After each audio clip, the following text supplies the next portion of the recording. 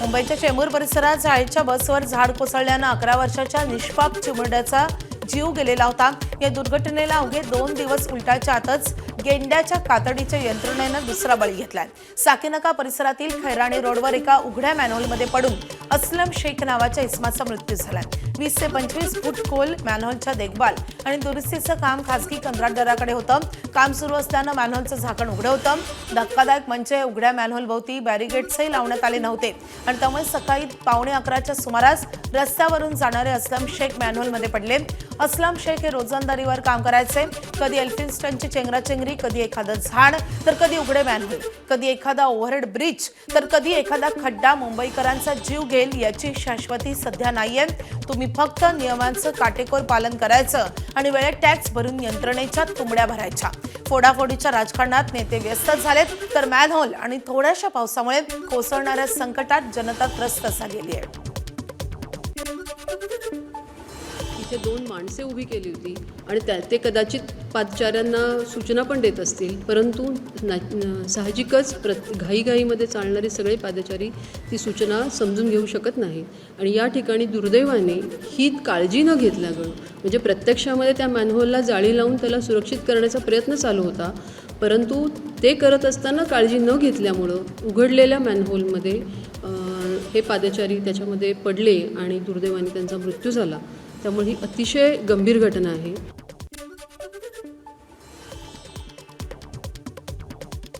नाही, ही बाब खूप गंभीरपणे घेतली आहे आणि त्याच्यामुळं या घटनेची अगदी सविस्तर चौकशी करण्यासाठी मी आमचे अतिरिक्त आयुक्त पश्चिम उपनगर जे एसओ हा विभाग त्यांच्याकडे आहे, त्यांच्या अध्यक्षतेखाली एक कमिटी नेमलेली आहे।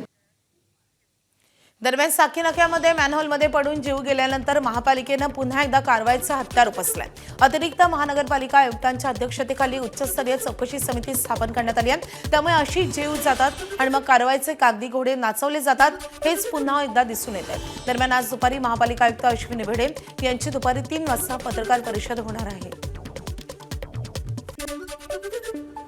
संबंधित अधिकाऱ्यांना त्या ठिकाणी निलंबित करा आणि जो कंत्राटदार आहे त्याच्यावरती सदोष मनुष्यवधाचा गुन्हा दाखल करा आणि त्याला तर ब्लॅकलिस्ट कराच, पण ह्याच बरोबर या ठिकाणी असलेले संबंधित वॉर्ड ऑफिसर असतील, या ठिकाणी असलेले उपआयुक्त असतील, सहाय्यक आयुक्त असतील, कनिष्ठ अभियंता असतील, या सगळ्यांना या ठिकाणी आम्ही निलंबित केलेले, याची ऑर्डर मी या ठिकाणी इथे घेऊन आलेली आहे। तुमच्या माहितीसाठी सांगते, ऑन द स्पॉट आम्ही निलंबित केलेले या ठिकाणी।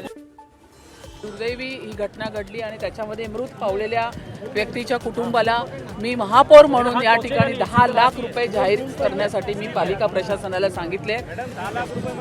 मान्य आहे 10 लाख रुपयाचा प्रश्न नाहीये, आता कुटुंबाला आधार पाहिजे, कारण त्यांच्या त्या घरातला कर्ता व्यक्ती या ठिकाणी करणार तेही करणार, पण या ठिकाणी प्रशासनाला पाठीशी घालायचं काम नाही। दरम्यान यावरून विरोधकांनी पालिका प्रशासनाला धारेवर धरले। आदित्य ठाकरे, किशोरी पेडणेकरांसह असलम शेख यांनी टीका केली आहे।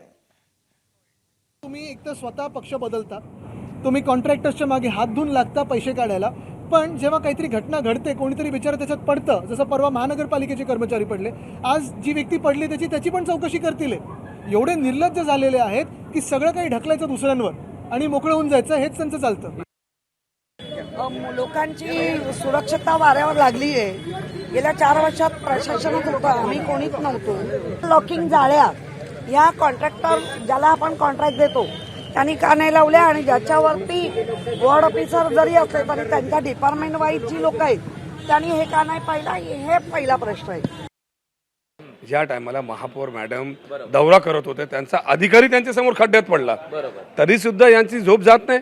आज 3 दिवस 3 लोकांचे मृत पावले, एक लहान मुलगा एक गेला, आज तो अन्सारी म्हणून एक गेला, म्हणजे लोकांचा जीव जात आहे आणि आपण फक्त बघत राहायचं, लोकांच्या जीवाशी खेळायचं काम हा सरकार करत।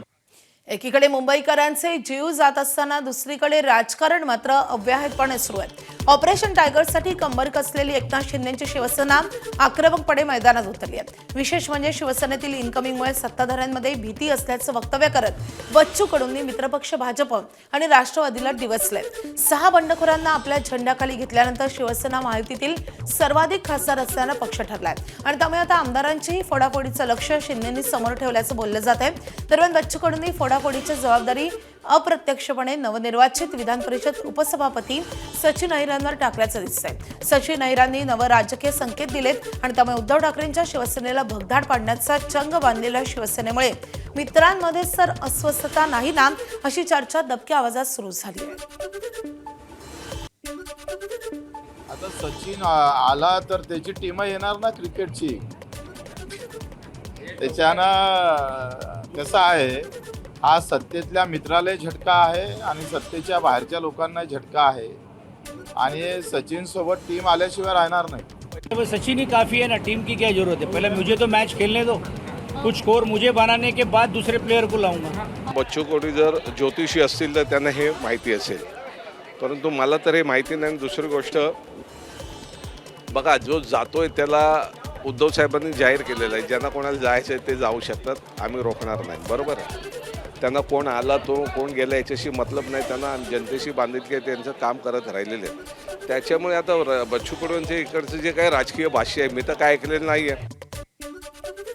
दरम्यान बच्चू कडू यांच्या या वक्तव्यानंतर भाजपनंही पलटवार केलाय, तर आदित्य ठाकरेंनी देखील खोचक टोला लगावलाय. बच्चू कडूंनी नावाप्रमाणे कडू वातावरण या ठिकाणी महायुतीमध्ये करू नये. ते आमचा घटक पक्ष आहेत, ते शिवसेना या घटक पक्षात आलेत. ते प्रहार संघटनेचे आता राजकीय पक्षाचे प्रमुख नाही राहिलेले, याची जाणीव आणि भान त्यांनी ठेवावं आणि वातावरण कलुषित होईल.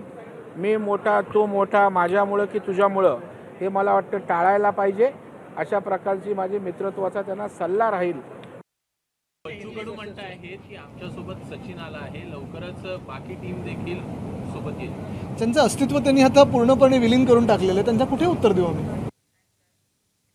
उद्धव ठाकरेंची आज पत्रकार परिषद होणार आहे. आज दुपारी 12:30 वाजता उद्धव ठाकरेंची पत्रकार परिषद होईल. खासदारांनंतर आमदार सचिन अहिर यांच्या पुटीनंतर उद्धव ठाकरे आज प्रथमच संवाद साधतील. या पत्रकार परिषदेमध्ये उद्धव ठाकरे नेमकं काय बोलणार याकडे लक्ष लागलंय.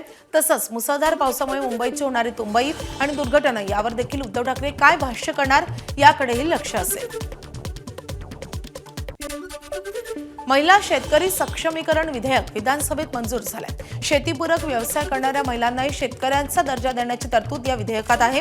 कृषी मंत्री दत्तात्रय भरणेंनी हे विधेयक विधिमंडळाच्या पटलावर मांडलंय. मात्र माजी अर्थमंत्री आणि शरद पवारांच्या राष्ट्रवादीचे नेते जयंत पाटलांनी या विधेयकाला विरोध केलाय. महिलांचे मतं मिळवण्यासाठी हे विधेयक आणण्याचा आरोप जयंत पाटलांनी केलाय. शेती पिकांची लागवड, बीज उत्पादन, पशुसंवर्धन, कुक्कुटपालन, दुग्ध व्यवसाय, वापर आणि विक्री इत्यादी सर्व शेतीविषयक कार्यात सहभागी महिलांना या विधेयकामुळे शेतकरी दर्जा दिला जाईल. मुख्यमंत्र्यांना अध्यक्ष करून महिला शेतकरी सक्षमीकरण परिषद केलेली आहे. अरे एक ऑर्डर काढा ना, सगळ्या महिलांच्या नावाने जमिनी करा म्हणून. कशाला सक्षमीकरण करायचं, म्हणजे समिती करायची. समिती अरे दुसरं काही काम आहे की नाही राज्यात. हे कमिट्या वगैरे एवढं मोठं बिल करायची काही गरज नाही. कॉम्प्लिकेशन ॲडमिनिस्ट्रेशनमध्ये का वाढवतोय. परत असं काही झालं आणि काही भ्रष्टाचार निघाला तर मग राज्याचे मुख्यमंत्री जबाबदार होतील, राज्याचे मुख्य सचिव जबाबदार होतील. पुढच्या अधिवेशनात आम्हाला त्याच्यावर चर्चा करायला लागेल. परिशिष्ट 9 मध्ये जे कायदे येतील ते मूलभूत हक्काचे जरी असतील तरी त्यांच्या विरोधामध्ये सुप्रीम कोर्टामध्ये जाता येणार नाही. परिशिष्ट 9 घुसरलं, त्यामध्ये तुम्ही 282 कायदे टाकले आणि त्यातले 250 कायदे तुम्ही शेतकऱ्यांच्या विरोधातले आहेत. 250 कायदे शेतकऱ्यांच्या संदर्भातले आहेत आणि ती लोक आज कुठला नवीन निर्णय घेतला तर ती चेष्टावारी सगळे विषय घेऊन जात आहेत. अरे या महाराष्ट्रामध्ये महिलांच्या बाबत जर एखादं विधेयक येत असेल, हा तुम्ही त्याच्यामध्ये सूचना करा. त्याची टिंगलटवाळी करता तुम्ही, त्याच्यावरती तुम्ही बोगस जे बिल आहे अशा पद्धतीचं स्टेटमेंट करता. केवळ जमीन नावावर नाही म्हणून वर्षानुवर्ष शेतीत राबणाऱ्या त्या माझ्या माय माऊलीला आजपर्यंत आपल्या व्यवस्थेने कधीही शेतकरी मानलेले नाही. त्यांना योजना, पतकर्ज, बाजारपेठ मिळण्यामध्ये उपेक्षाची वागणूक ही मिळालेली. महिलांच्या या छुप्या श्रमाला एक कायदेशीर ओळख मिळवून देणे ती काळाची गरज होती. निश्चित प्रकारे या विधेयकाच्या माध्यमातून माझ्या या शेतकरी महिलांची ती गरज पूर्ण केली जाणार आहे.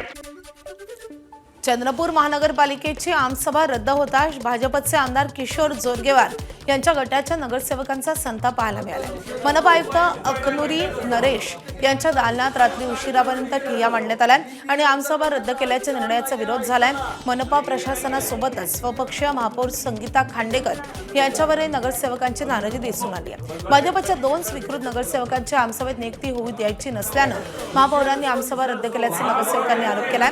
सोबतच काँग्रेसच्या गटनेते पदाचा वाद कोर्टात असल्यामुळे आमसभा रद्द केल्याचा महापौरांचा दावा खोटा असल्याचा आणि आमसभा रद्द झाल्यामुळे चंद्रपूर शहरातील सामान्य नागरिकांच्या प्रश्नांना न्याय मिळणार नसल्याची देखील नगरसेवकांनी भावना व्यक्त केली आहे.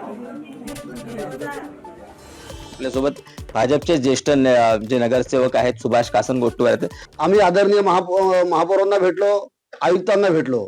आयुक्तांनी सांगितलं की कायद्याच्या पुस्तकामध्ये कुठेही आमसभा रद्द होऊ शकत नाही, परंतु इथे टाले नामक 3दा अँटी करप्शन मध्ये सापडलेला उपायुक्त तो सचिव केलाय आणि त्या सचिवांनी पत्र काढलं की आमसभा रद्द करण्याचे अधिकार नाही.